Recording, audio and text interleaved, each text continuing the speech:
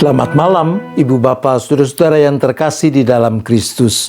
Kita kembali berjumpa di dalam persekutuan syafaat malam. Beneran ada enggak sih? Begitu judul cerita singkat yang mengawali refleksi kita dalam kesempatan ini.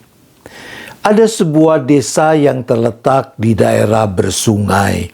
Di desa itu tinggal seorang imam yang rajin berdoa.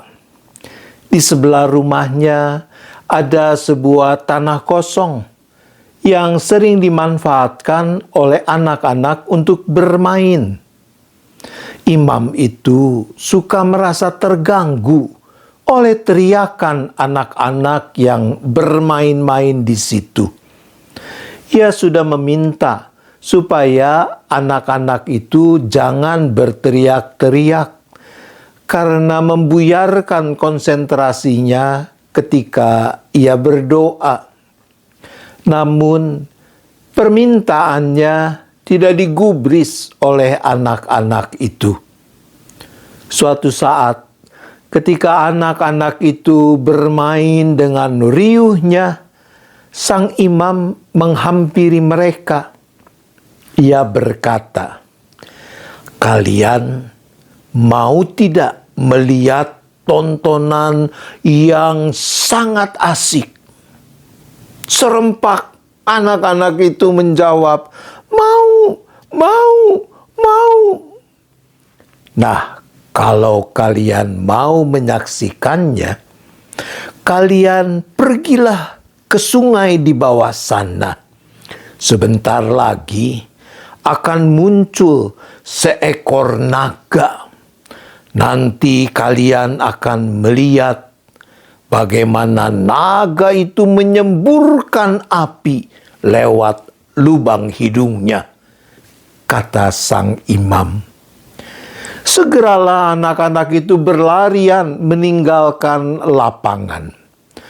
Dalam waktu tidak terlalu lama, berita itu sudah tersebar di seluruh kampung. Dan semua penduduk kampung bergegas pergi menuju pinggir sungai.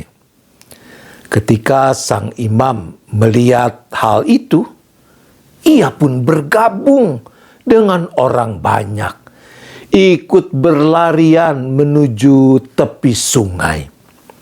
Sambil berlari sepanjang jalan menuju ke sungai yang kira-kira 6 kilometer jauhnya itu, ia berpikir, memang benar aku sendiri yang mengarang cerita tentang naga itu.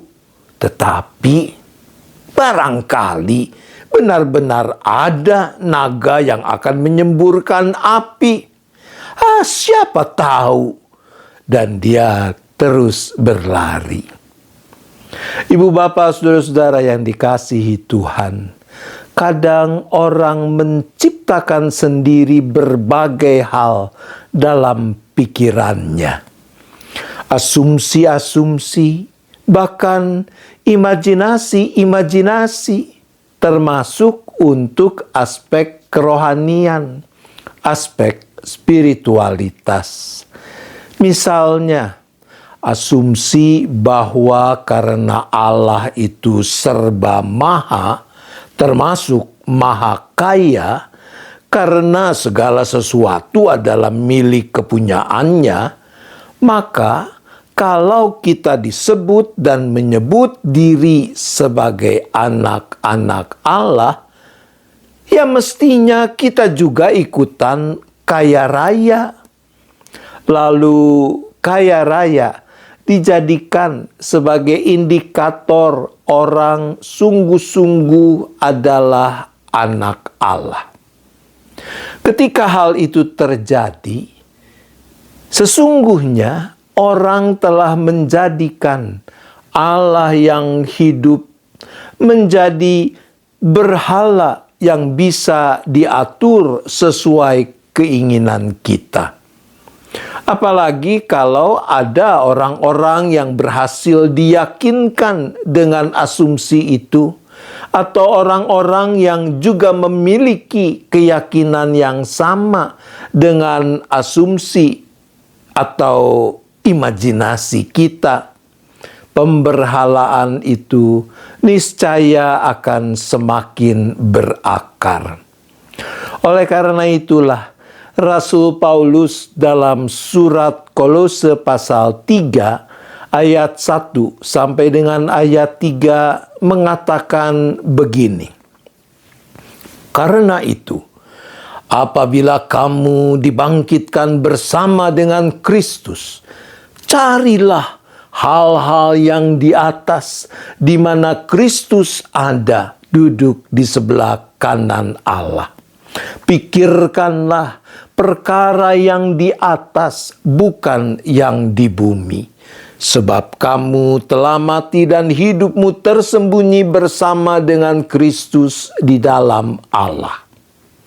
Paulus menegaskan bahwa orang percaya sejatinya adalah orang yang telah dibangkitkan bersama dengan Kristus. Sederhananya, orang percaya adalah orang yang dibangkitkan ke dalam kehidupan yang baru. Hidup di dalam dan bersama Kristus yang telah mengalahkan kuasa maut, mematahkan belenggu dosa. Ada dua indikator yang membuktikan bahwa seseorang telah dibangkitkan bersama dengan Kristus. Pertama dikatakan mencari hal-hal yang di atas, di mana Kristus ada, duduk di sebelah kanan Allah. Kata zeteo yang diterjemahkan dengan carilah, menunjuk pada usaha mencari yang dilakukan dengan segala daya, dengan sepenuh tenaga. Yang harus dicari dengan segala daya, dengan sepenuh tenaga, adalah hal-hal yang mencerminkan dan menghadirkan kerajaan Allah. Oleh karena itu, kata carilah digandengkan dengan hal kedua, indikator kedua, yaitu pikirkanlah. Kata phroneo menunjuk pada kesungguhan pemusatan pikiran pada hal tertentu sehingga menciptakan mindset, pola pikir tertentu yang lalu tercermin dalam kata dan perbuatan. Apa yang menjadi pusat pikiran itu adalah perkara yang di atas, yaitu kehendak dan kebenaran Allah sebagai raja yang bertahta di kerajaannya itu, yang kehendaknya harus ditaati dan kebenarannya harus ditegakkan. Hati-hati dengan pikiran kita. Jangan biarkan pikiran kita menyesatkan kita. Tuhan menolong kita. Amin. Mari kita berdoa. Ya Bapa, ampunilah kami kalau di sana sini secara sadar ataupun tanpa sadar kami telah memberhalakan banyak hal, bahkan Allah sendiri di dalam dan melalui pikiran-pikiran kami. Tuhan, ampunilah kami.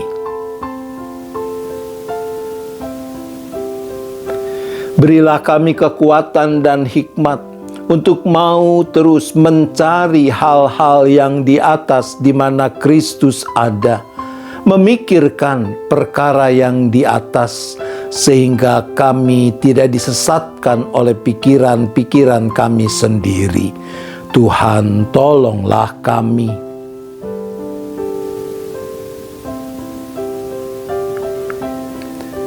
Saat ini kembali kami berdoa bagi bangsa dan negara kami dengan berbagai pergumulan yang masih harus dihadapi dan diatasi bersama.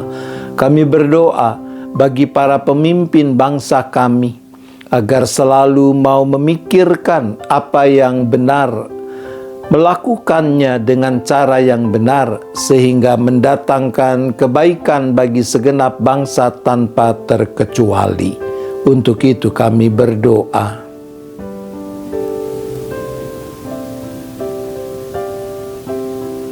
Kami berdoa bagi gerejamu di mana-mana tempat, agar gereja-gerejamu termasuk jemaat GKI Gading Indah boleh makin tekun, makin setia mengemban tugas panggilan yang Tuhan percayakan melalui hidup persekutuan, pelayanan, dan kesaksiannya.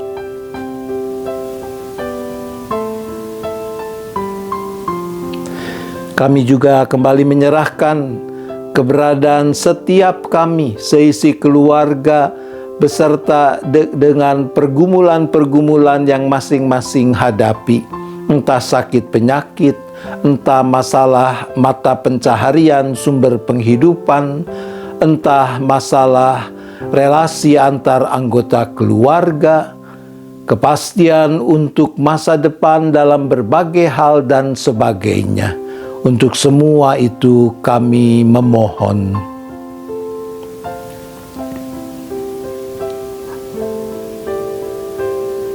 Bila tiba saatnya nanti kami beristirahat, kami serahkan seluruh keberadaan kami hanya ke dalam tangan kasih pemeliharaan Tuhan.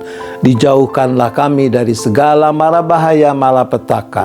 Kami boleh beristirahat dengan cukup, esok menyambut hari baru dengan penuh syukur, dengan penuh sukacita.